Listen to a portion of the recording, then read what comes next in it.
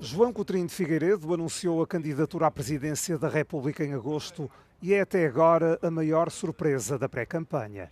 Nas redes sociais e na maioria das sondagens, a popularidade foi aumentando de dia para dia.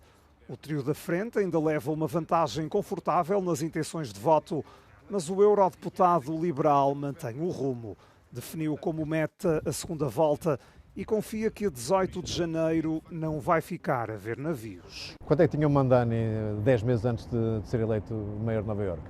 Quanto é que tinha Mário Soares 6 meses antes de ser eleito Presidente da República? Acho que sendo uma oferta particularmente diferenciada, sendo uma eleição tão aberta, tendo os candidatos dos maiores partidos tanta dificuldade em regimentar os seus próprios eleitorados. O Marcos Mendes vale metade do PSD, António José Seguro vale nem metade do PS. Coutinho acredita que é para o lado dele que vão remar os céticos de Marcos Mendes. Vê alguém que até que é pouco entusiasmante, vê alguém que é muito ligado ao sistema, que traz pouca novidade ao sistema político, que não é de facto alguém que inspire para a construção de um Portugal mais moderno. E eu, falsas modéstias à parte, acho que consigo ocupar esse território. As questões do território são dos principais obstáculos ao acordo de paz entre Ucrânia e Rússia. Com hostilidades sem fim à vista, Kiev precisa de financiamento para os próximos 2 anos. A Comissão Europeia propôs um empréstimo de reparações com base nos ativos russos congelados no Ocidente. Só que a medida não reúne consenso. Se a Europa não conseguir mobilizar os ativos russos para ajudar a Ucrânia, então de facto não merece a paz que tanto tem lutado para conseguir. A Bélgica, onde está a maioria dos bens russos imobilizados, opõe-se ao empréstimo. Teme perdas milionárias em possíveis processos judiciais movidos pelo Kremlin. Depois de tanta gente e tanto tempo a bater no peito a dizer que a Ucrânia está a lutar por nós e pelas nossas liberdades, parece que há muita gente com vontade de os deixar cair. Isso para mim é de uma cobardia difícil de descrever e demonstra a falta de testosterona dos líderes europeus.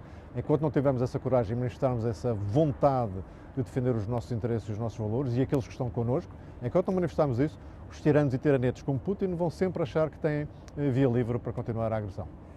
As tensões militares podem agravar-se também na Venezuela. Donald Trump reafirmou que os ataques em solo venezuelano vão começar em breve. Washington classificou como terrorista o cartel de droga associado a Nicolás Maduro. A equiparação de narcotráfico a terrorismo para mim não me parece uma coisa excessiva. Relativamente a uma ameaça terrorista com potencial de subversão da democracia, nós temos ou não temos a obrigação de tentar estancá-la e eliminá-la antes que ela se torne forte demais.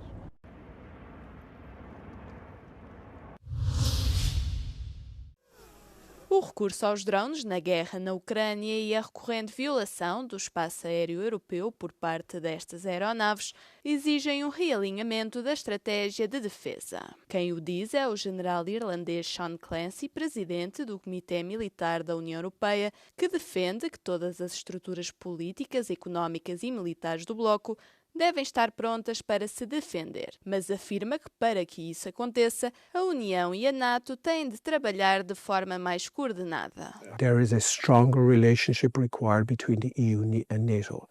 There is a need for coherence. There is a need to eliminate, insofar as practical, duplication.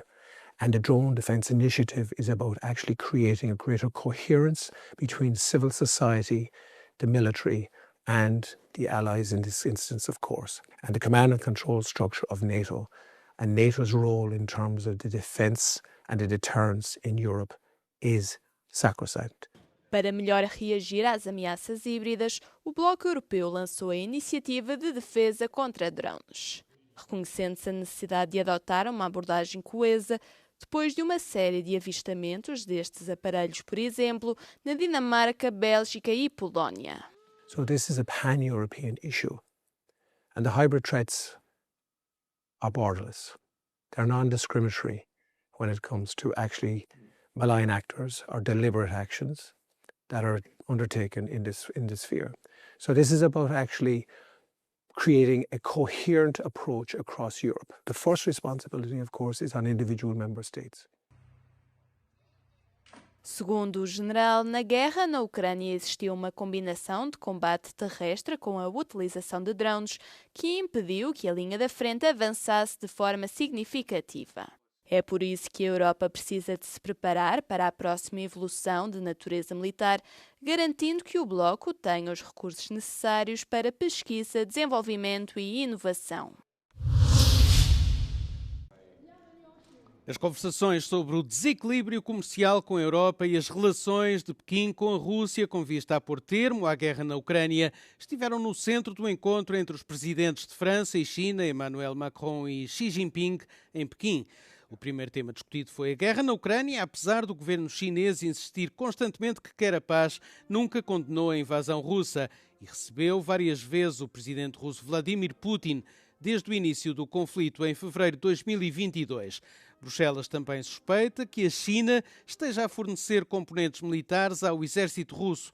Durante as discussões, Macron apelou repetidamente a Xi Jinping para pressionar Moscovo, mas ouviu o anfitrião rejeitar firmemente qualquer responsabilidade pela crise ucraniana.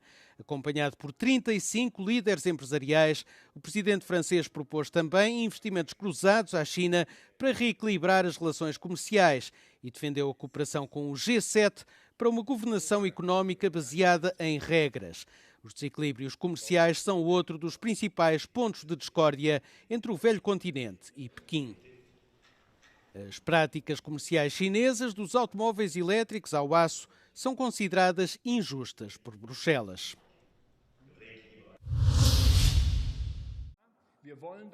A Alemanha não deve continuar a conceder asilo aos sírios, dado que o regime do presidente Bashar al-Assad caiu, disse o chanceler alemão. No entanto, Tarek al-Aouz, o antigo refugiado sírio e porta-voz da Pro-Asilo, advertiu que o país continua a ser inseguro para as minorias e para as mulheres. Após a expulsão de Assad no início de dezembro de 2024, al-Aouz ficou esperançoso. Für mich war das Moment der Hoffnung, ein Riesenaufbruch, dass wir eine Demokratie und einen Rechtsstaat in Syrien aufbauen können. Leider hat es aber nicht länger gedauert, bis wir eine Klatsche der Realität gekriegt haben. Ahmed al-Sharaha, um antigo líder afiliado da Al-Qaeda, tornou-se presidente interino da Síria em janeiro de 2025. Mas muitos sírios duvidam do seu compromisso com a democracia. Das sind Dschihadisten, die dann nicht länger nach dem Sturz vom Assad-Regime angefangen haben, Minderheiten, LGBTIQ-Menschen und Frauen zu verfolgen und zu unterdrücken in dem Land. Al-Aouz adverte que o envolvimento das potências mundiais com grupos jihadistas é extremamente perigoso. Was wehtut, ist, dass die internationale Gemeinschaft gerade versucht, genau diese Gruppe mit Ahmed al-Shara gerade zu legitimieren in Syrien. Hauptsache, sie haben einen Ansprechpartner in Syrien, mit dem man verhandeln kann und sprechen kann. Sie drucken aber ein Auge zu. Tarek alerta para uma nova onda de refugiados e critica a atual política de acolhimento, descrevendo-a como insustentável. Das Ziel wäre es, die Menschen so viel wie möglich davon abzuhalten, nach Deutschland zu fliehen oder nach Europa zu fliehen. Das wird aber nicht funktionieren. Letztendlich, die Menschen fliehen, weil es Kriege und Krisen in den Herkunftsländern gibt. Segundo al-Aouz, regressar à Síria neste momento é demasiado perigoso. Defende ainda que a Europa tem de exercer mais pressão sobre os atuais governantes. Die Mehrheit der Menschen sagen, wenn es wirklich eine Stabilität in dem Land gibt, dann würden wir zurückkehren, um das Land aufbauen. Und unsere Erfahrung mit der Demokratie im Ausland, also im Exil, nicht nur Deutschland, sondern Europa oder weltweit, wollen wir mitbringen. Após 60 anos de ditadura, al-Aouz sonha com uma Síria democrática. In Deutschland sind rund 920 Syrer ausreisepflichtig. Einige Politiker sagen, sie sollen wieder zurück und ihr Land aufbauen. Doch dafür fehlt es in Syrien an Sicherheit. Deshalb muss zunächst mit der syrischen Zivilgesellschaft in Deutschland gesprochen werden, denn sonst folgt die nächste Fluchtwelle. Diana Resnick aus Berlin für Euronews. Numa era em que a guerra digital não conhece fronteiras, Ocidente e Oriente estão em confronto num ciberespaço invisível, mas implacável, da China e da Rússia ao Irão e à Coreia do Norte. Mas qual o papel da Grécia neste ambiente? Δεν θα θέλαμε να είμαστε εμείς, πολύ θα θέλαμε να ήταν πιο ανατολικά τα σύνορα της Ευρώπης, αλλά δυστυχώς δεν βλέπουμε τις συνθήκες για να γίνει αυτό στο άμεσο μέλλον, οπότε αναγκαστικά θα παίξουμε αυτό το ρόλο. Και τον παίζουμε ήδη. Απλά καλό θα ήταν να το αναγνωρίσουν και οι υπόλοιπες χώρες σε μεγαλύτερο βαθμό από αυτό που το κάνουν σήμερα. Dada a localização geográfica da Grécia, as ameaças que enfrenta são diferentes das dos Estados Bálticos. Έχουμε πάρα πολύ ακτιβισμό, κυβερνοακτιβισμό, βανδαλισμό αν θέλετε, κυρίως επιθέσεις άρνησης υπηρεσίας, distributed denial of service επιθέσεις, οι οποίες όμως δεν αφήνουν μόνιμες βλάβες και οι οποίες αντιμετωπίζονται αρκετά εύκολα. Έχουμε αρκετό κυβερνοέγκλημα, το οποίο αυξάνεται όλο και περισσότερο επειδή η χρήση της τεχνητής νοημοσύνης δίνει επιπρόσθετες δυνατότητες στους εγκληματίες αυτή τη στιγμή. Επομένως βλέπουμε μια μεγάλη αύξηση των επιθέσεων και φυσικά έχουμε πάρα πολύ κατασκοπία. Pode a Grécia manter-se neutra no conflito digital entre Oriente e Ocidente? Είναι ένα μεγάλο λάθος ο διαχωρισμός του φυσικού από τον ψηφιακό κόσμο. Είναι ένα και το αυτό. Ένα νευρικό σύστημα είναι πιο εκτεταμένο από αυτό που είχαμε στον πραγματικό κόσμο. Επομένως, θα πρέπει να σκεφτόμαστε την ασφάλεια με τους ίδιους όρους αυτοματισμού που τη βλέπουμε και στο φυσικό κόσμο. Τότε μόνο θα είμαστε ασφαλείς. A questão não é saber se a Grécia vai participar na guerra digital, mas em que termos, com que alianças e com que grau de preparação.